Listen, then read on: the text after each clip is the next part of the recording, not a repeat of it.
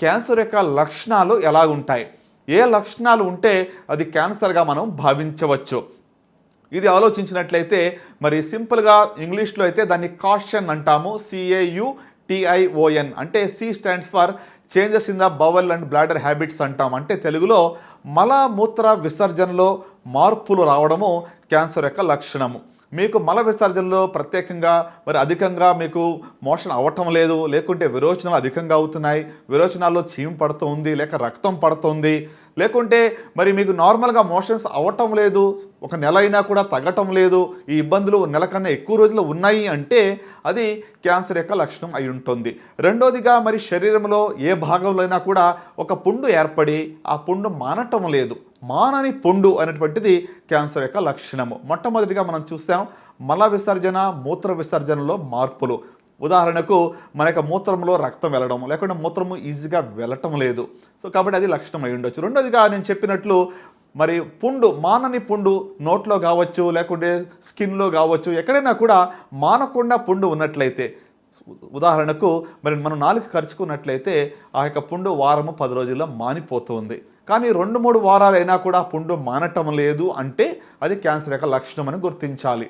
అలాగనే మూడవదిగా మరి మనం చూసినట్లయితే శరీరంలో ఏ భాగంలో నుంచి అయినా కూడా అధికంగా రక్తస్రావము, లేకుంటే తెల్లబట్ట కానీ ఎర్రబట్ట కానీ అధికంగా అవుతున్నట్లయితే అది క్యాన్సర్ యొక్క లక్షణం అని మనం అనుకోవచ్చు.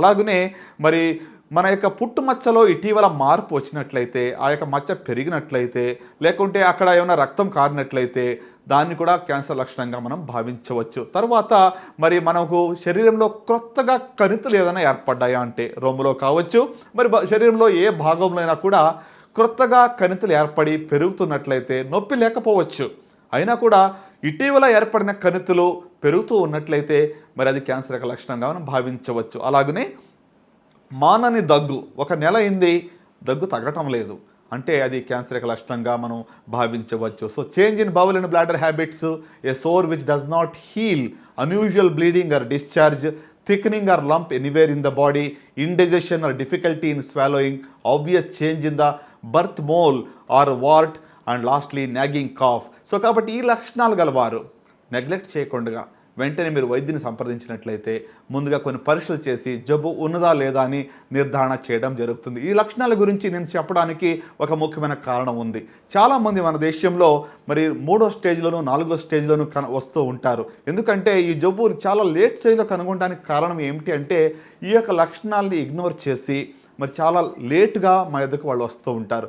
సో కాబట్టి 80% మంది ముదిరిన స్టేజ్లో మన దగ్గరికి వస్తారు. క్యాన్సర్ రిజల్ట్స్ బాగా ఉండాలి అంటే ముందశలో జబ్బును కనుగొంటే పూర్తిగా నయం చేయడానికి వీలు పడుతుంది. సో కనుక ముందశలో జబ్బు కనుగొనాలి అంటే లక్షణాలు మనకు తెలిసి ఉండాలి. ఈ యొక్క లక్షణాలని మనము నెగ్లెక్ట్ చేయకుండా, నిర్లక్ష్యము చేయకుండా మీరు వైద్యుని దగ్గరకు వచ్చినట్లయితే ఖచ్చితంగా మరి మీకు ఈ యొక్క జబ్బు నుండి ముందుగానే బయటపడడానికి వీలు పడుతూ ఉంటుంది. సో కాబట్టి సర్వసాధారణమైనటువంటి లక్షణాల గురించి మనం తెలుసుకున్నాం. సో కాబట్టి ఈ సమయంలో మనం అర్థం చేసుకోవాల్సిన విషయం ఏంటంటే ఈ యొక్క జబ్బును బారిన పడకుండా మనం ఏమి చేయగలం, ఏమి చేస్తే క్యాన్సర్ రాకుండా ఉంటుంది అని ఆలోచిస్తే మరి క్యాన్సర్కి కారణం గురించి మనం ఆలోచించినప్పుడు ఇది జీవనశైలి వల్ల వస్తుందని మనం చూస్తూ ఉన్నాము. సర్వసాధారణమైనటువంటి మరి కారణం ఏంటి అని చూస్తే మనకి జీవనశైలి అనగా మనం తినేటువంటి ఆహారం కావచ్చు, మనం తాగేటువంటి నీళ్లు కావచ్చు, మనం పీల్చేటువంటి గాలి కావచ్చు, లేక మనకు అలవాట్లు కావచ్చు. అలవాట్లు అనగానే పొగ త్రాగటము, పొగ నమలటము, మరి మద్యపానం అధికంగా చేయటం, ఈ యొక్క అలవాట్ల వల్ల మన యొక్క జీవితంలో చాలా ప్రభావం పడుతూ ఉంటుంది. చాలామంది చెప్తూ ఉంటారు నేను పొగ త్రాగటం లేదు, ఇబ్బంది ఏమీ లేదు, మా ఫ్రెండ్స్ పొగ తాగుతున్నారు ఏంటి అని. కానీ సెకండ్ హ్యాండ్ స్మోక్ అని ఒకటి ఉంటుంది. దాని ద్వారా మరి మీ యొక్క మిత్రుడు పొగ త్రాగినట్లయితే వాడు వదిలిపెట్టేటువంటి ఆ యొక్క పొగలో ఉన్నటువంటి టాక్సిక్ కెమికల్స్ సుమారుగా 50కి పైగా క్యాన్సర్ కాజింగ్ కెమికల్స్ అందులో ఉంటాయి. వాటి వల్ల మరి క్యాన్సర్ యొక్క రిస్క్ అనేటువంటిది పొగ త్రాగని వారికి కూడా ఉంటుంది. 25% లంగ్ క్యాన్సర్లు, ఊపిరితిత్తుల క్యాన్సర్లు మరి సెకండ్ హ్యాండ్ స్మోక్ వల్ల వస్తూ ఉంటున్నాయి. సో కాబట్టి మరి ఎవరితో సాంగత్యం చేస్తున్నాం అది కూడా చాలా ప్రాముఖ్యమని మనం గుర్తెరగాలి. ఎందుకంటే మనము మరి పొగ త్రాగపోయినప్పటికి కూడా త్రాగే వాళ్ళ దగ్గర ఉంటే మనకు కూడా రిస్క్ ఉందని గుర్తుపెట్టుకోవాలి.